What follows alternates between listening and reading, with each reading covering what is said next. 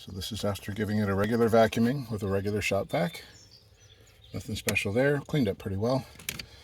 And next, I'm going to vacuum it again with the Porter Cable quarter sheet pad sander with no sandpaper on it. We'll see how that goes.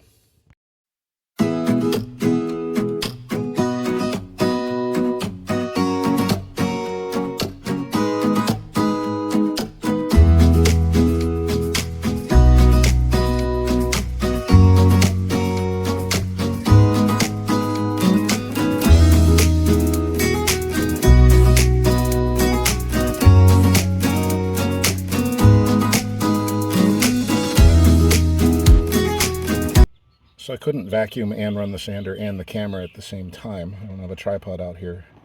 So I had to vacuum with the camera off. I'm not done yet, but after just a minute or two, look at all this sand that vibrated out of the carpet.